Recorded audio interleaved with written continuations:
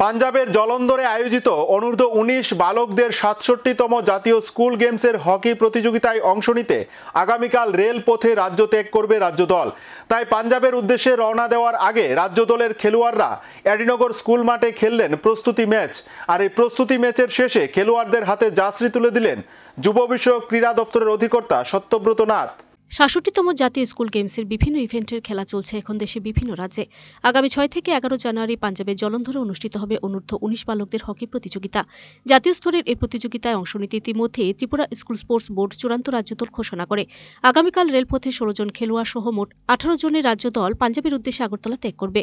টুর্নামেন্টে ভালো খেলার প্রত্যাশাকে সামনে রেখে রাজ্য ত্যাগ করবে দল। এর আগে সোমবার এডিনগর স্কুল মাঠে রাজ্য দল অংশ নিল একটি প্রস্তুতি ম্যাচে।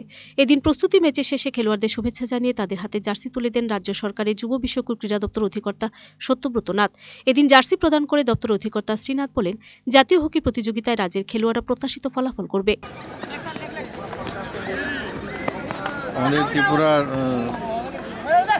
স্কুল স্পোর্টস বোর্ডের আন্ডারে 19 এজ গ্রুপে যে হকি টিম আমরা সিলেকশন করেছিলাম, সেই টিম 16 জনের টিম, সঙ্গে ম্যানেজার 2 জন, টোটাল 18 জনের টিম আগামীকালকে সকালে ট্রেনে রওনা দেবে। পাঞ্জাবে হবে ৬৭তম যে ন্যাশনাল ইভেন্ট, সেই ইভেন্টে আমাদের স্টেট থেকে যারা অংশগ্রহণ করবে তাদেরকে আমরা আজকে একটা প্রদর্শনী ম্যাচ খেলার জন্য বলেছি।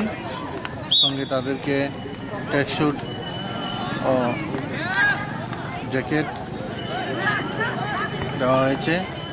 আমরা অত্যন্ত আশাবাদী যে আগামী ৬ থেকে ১১ জানুয়ারি যে ন্যাশনাল লেভেল ইভেন্ট, সেই ইভেন্টে আমাদের স্টেটের প্রতিযোগীরা ভালো ফলাফল করবে।